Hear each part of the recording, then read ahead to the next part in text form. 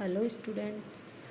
अपन chemical equilibrium में अपना जो लास्ट लेक्चर था उसमें अपन ने देखा था कि जो केपी की वैल्यू है वो अपन गैसियस जो अपने पास रिएक्शंस होती हैं उनके लिए किस प्रकार से कैलकुलेट करते हैं। तो सबसे पहले अपन उनके लिए केपी और केसी का एक एक्सप्रेशन लिखते हैं जिसमें concentration of product upon concentration of reactant आता है। उसके बाद में अपन किसी एक क्रियाकारक या उत्पाद की सांद्रता को मान लेते हैं और उनकी सहायता से प्रायोगिक रूप से अपन अन्य क्रियाकारक और उत्पादों की सांद्रता को ज्ञात करते हैं।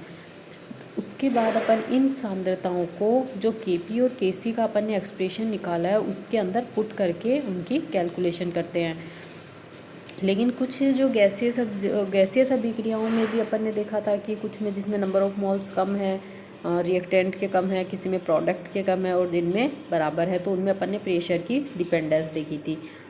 अब अपनी जो अगली है वो है घनत्व, डेंसिटी के द्वारा अपन किसी भी रिएक्शन के लिए उसकी वियोजन की मात्रा कैसे ज्ञात करते हैं। गैसीय अभिक्रियाओं में अपन ने वियोजन देखा था कि एक मॉलिक्यूल है वो टूट के एक से अधिक मॉलिक्यूल में वियोजित हो रहा है, तो वहाँ पे अपन ने उसके नंबर ऑफ जो मोल्स कंजप्शन होते हैं उनकी जगह अपन ने उसके डिसोसिएशन ऑफ डिग्री या डिग्री ऑफ डिसोसिएशन की के आधार पर अपन ने केपीकेसी की कैलकुलेशन की थी। तो अब अपन उसके लिए देखेंगे कि अपन जो डिग्री ऑफ डिसोसिएशन है उसकी वैल्यू डेंसिटी के द्वारा किस प्रकार से ज्ञात करते हैं। तो जितनी भी वियोजन अभिक्रियाएं हैं उसमें क्या होता है, रिएक्टेंट के मोल टूट के अन्य मॉलिक्यूल छोटे मॉलिक्यूल्स में डिवाइड होते हैं, तो इसमें नंबर ऑफ मोल्स हैं उनकी संख्या क्या होगी, इक्विलिब्रियम पे बढ़ जाएगी। और नंबर ऑफ मोल्स बढ़ने का मतलब है उस रिएक्शन में जो वॉल्यूम अपन ने लिया था उसमें भी वृद्धि हो जाएगी। जैसे ही वॉल्यूम बढ़ेगा वेपर डेंसिटी है वो क्या हो जाएगी, जैसे ही वॉल्यूम बढ़ेगा वेपर डेंसिटी कम हो जाएगी, क्योंकि जो डी है डेंसिटी है वो प्रोपोर्शनल टू वॉल्यूम होती है, डी इक्वल टू m/v से प्रोपोर्शनल होता है। तो इसलिए क्या करेंगे अपन, जो वाष्प घनत्व मैपन है उसके द्वारा अल्फा की कैलकुलेशन करते हैं। तो एक जनरल रिएक्शन लेंगे जिसमें ए एक रिएक्टेंट है और वो एन बी प्रोडक्ट में चेंज हो रहा है, या एन है वो उसके नंबर ऑफ प्रोडक्ट्स की बताएंगे कि जैसे मान लीजिए यहाँ पे NH3 है तो और ये टूट के दे रहा है अपन को N2 और H2। इसी तरह PCl5 है तो वो डिसोसिएट होके दे रहा है अपन को PCl3 + Cl2। इस तरह से ये रिएक्शन हो रही है। तो प्रारंभ में माना अपन ने जो ए है उसका वॉल्यूम लिया V, तो इस जो रिएक्शन है उसमें इनिशियल जो वेपर डेंसिटी है वो होगी इन्वर्सली प्रोपोर्शनल 1/V, या फिर इन्वर्सली प्रोपोर्शनल V या proportional to 1/V। Inversely proportional होता है उसको अपन 1/, में लिखते हैं और प्रोपोर्शनल होता है उसको अपन डायरेक्ट लिख देते हैं। ये इक्वेशन आ गई एक। अब जैसे ही रिएक्शन स्टार्ट होती है ए टूट के क्या करते हैं NB यानी बी में टुकड़े होने लगते हैं। अब माना कि जो ए है उसके dissociation degree of dissociation alpha है, तो प्रारंभ में ए की कंसंट्रेशन ली अपन ने 1, जब रिएक्शन शुरू नहीं हुई तब बी बने 0। अब यदि डिग्री ऑफ डिसोसिएशन अल्फा है यानी अल्फा टूट रहा है तो एन अल्फा बन जाएंगे, और यहाँ से 1 माइनस अल्फा यानी अल्फा इसमें से कम हो गए क्योंकि अल्फा बी बन रहे हैं, तो 1 माइनस अल्फा हो गए। Total number of moles equilibrium पे अपन इसको और इसको ऐड करेंगे तो अपने पास ये आ जाएंगे। ये टोटल नंबर ऑफ मोल्स हैं, लेकिन अपन को क्या चाहिए, वॉल्यूम। तो वॉल्यूम क्या हो जाएगा, number of moles into volume.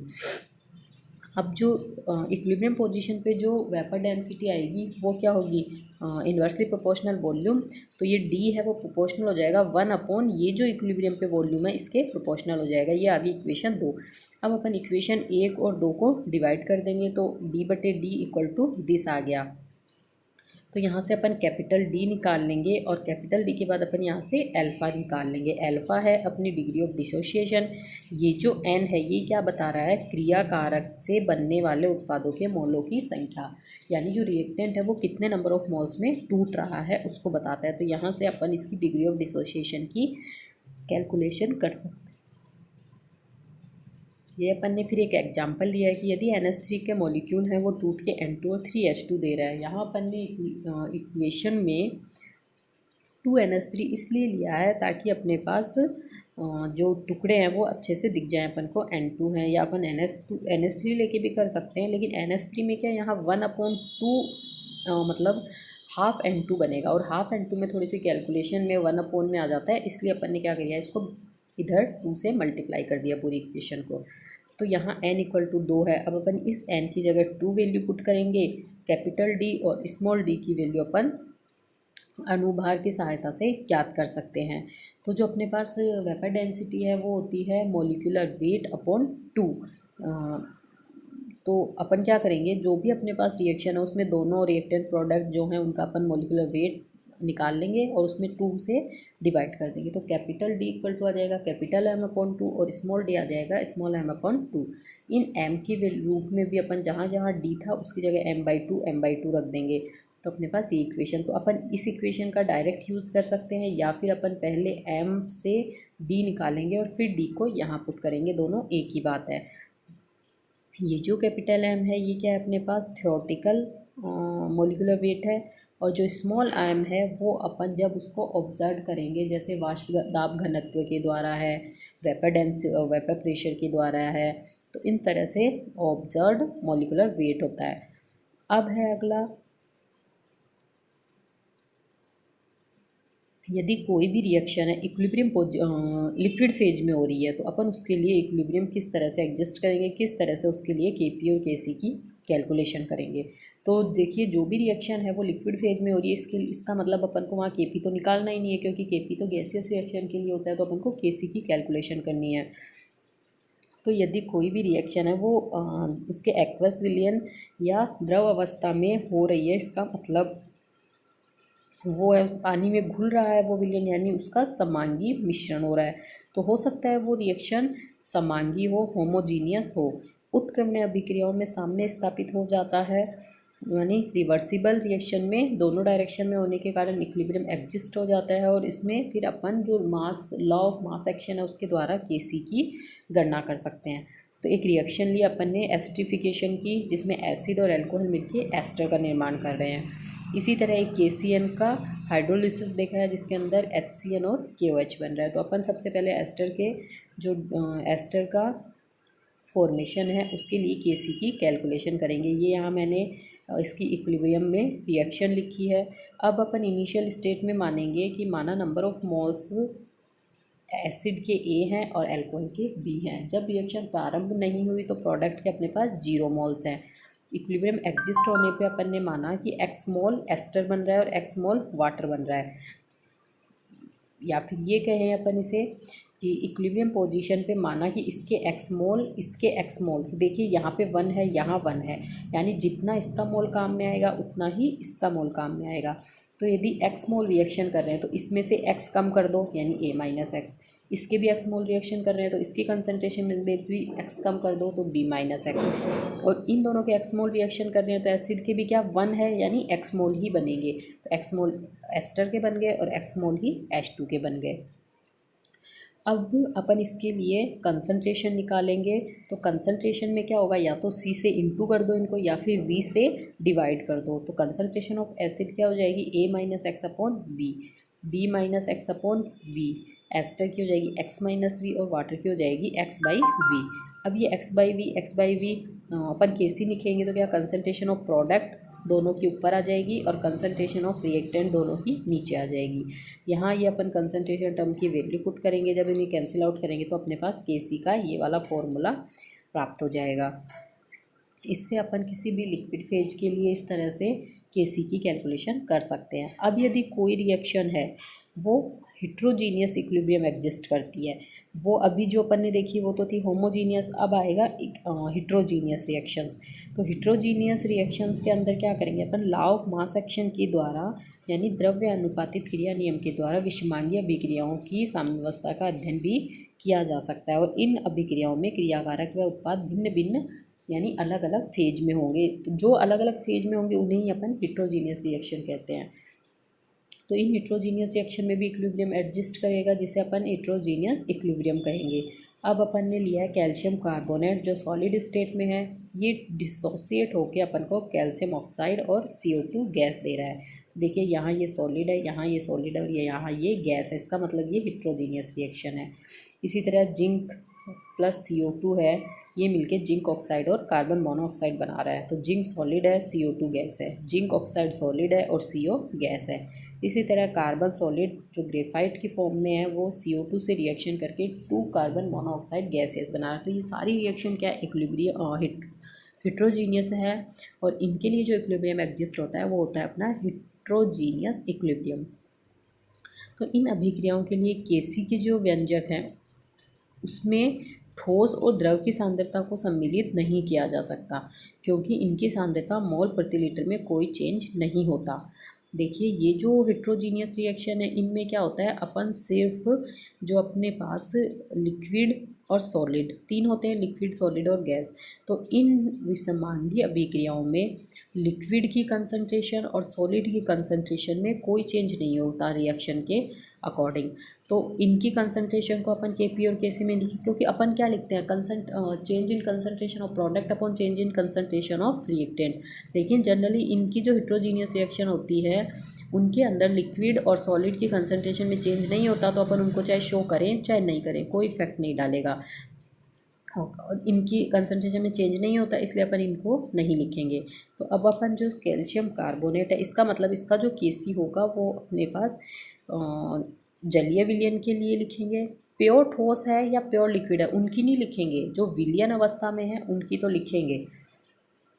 तो अपन ने ये रिएक्शन लिया, कैल्शियम कार्बोनेट को बंद पात्र में यदि गर्म करेंगे तो कैल्शियम ऑक्साइड और CO2 में टूट जाएगा। Kc लिखेंगे तो कंसंट्रेशन ऑफ प्रोडक्ट आ जाएंगी और कंसंट्रेशन ऑफ रिएक्टेंट आ जाएंगी।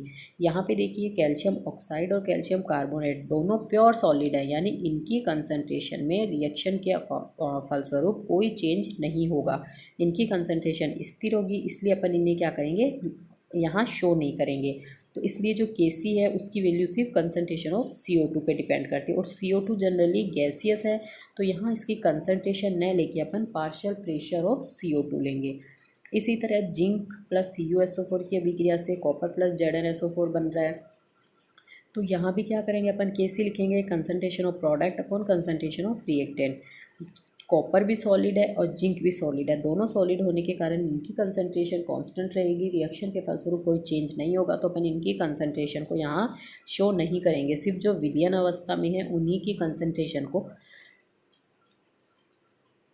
लिखेंगे। तो यहाँ जिंक ZnSO4 जो जलीय विलयन है उसे लिखेंगे प्रोडक्ट की कंसंट्रेशन में, और रिएक्टेंट की में कॉपर सल्फेट का। इसी तरह एक Fe+H2 का एग्जांपल दिया है, इसमें भी उसी तरह करेंगे। अब देखिए यहाँ भी H2 गैस है तो यहाँ इसका अपन ने पार्शियल प्रेशर ले लिया। H2O ये भी क्या है, यहाँ पे गैसियस अवस्था में लिया है, अगर वाटर में होता तो अपन इसे कंसंट्रेशन में ही रखते, लेकिन ये गैसियस अवस्था में लिया है तो अपन ने इसका भी पार्शियल प्रेशर ले लिया। अब अगला है ली चैटलिए या ली सातेलिए नियम।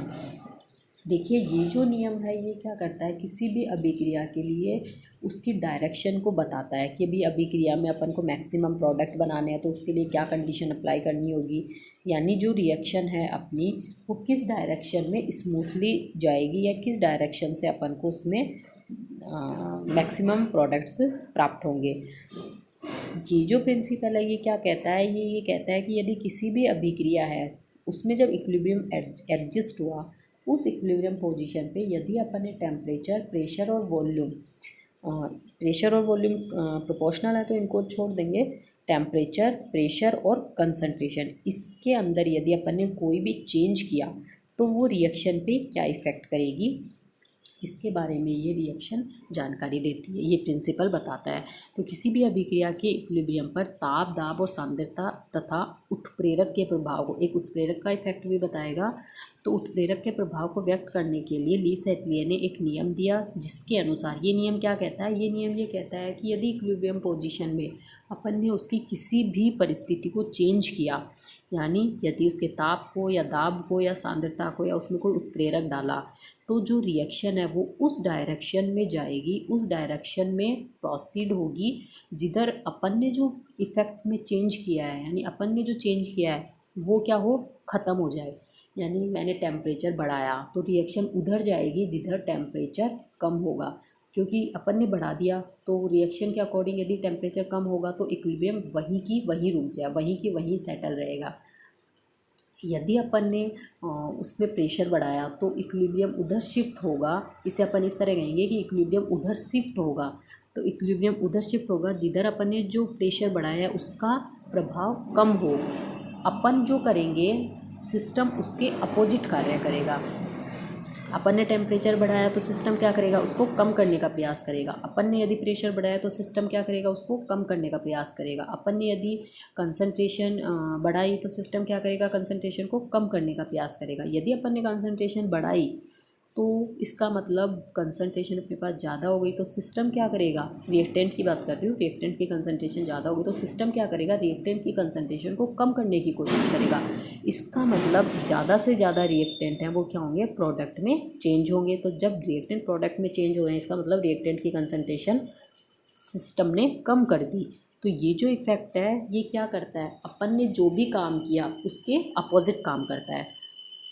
ये बहुत ही इम्पोर्टेंट है, इसे अच्छे से देख लेना क्योंकि इसके नेट पे और जो अपने एग्ज़ाम में क्वेश्चन पुट होता है हमेशा। तो इक्विलिब्रियम पोजीशन पे यदि टेम्परेचर, प्रेशर, सांद्रता या अपन ने उत्प्रेरक मिलाया तो किसी भी प्रकार का यदि चेंज किया तो इक्विलिब्रियम उस दिशा में विस्थापित हो जाता है, शिफ्ट हो जाता है या खिसक जाता है जिस दिशा में उस परिवर्तन का प्रभाव नष्ट हो। अपन ने कंसंट्रेशन बढ़ाई तो कंसंट्रेशन बढ़ाने का प्रभाव नष्ट किधर होगा, जिधर कंसंट्रेशन कम होगी तो इक्विलिब्रियम उधर शिफ्ट हो जाएगा। विस्थापित की जगह अपन शिफ्ट का भी यूज़ ले सकते हैं या खिसकने का भी यूज़ ले सकते हैं। इसका मतलब क्या हुआ, इसे अपन इस तरह भी कहेंगे, यदि अपन ने ताप बढ़ाया तो साम्य कम ताप की ओर विस्थापित होगा। यदि दाब बढ़ाया तो साम्य कम दाब की ओर विस्थापित होगा। यदि सांद्रता बढ़ाई तो साम्य उस पदार्थ की कम सांद्रता की ओर विस्थापित होगा। अब देखिए अपन ताप, दाब और सांद्रता और उत्प्रेरक इन चारों प्रभावों की अलग अलग स्टडी करेंगे। फर्स्ट सांद्रता देखेंगे, उसके बाद टेम्परेचर, और ये अपन अपने अगले लेक्चर में करेंगे। Okay, thank you.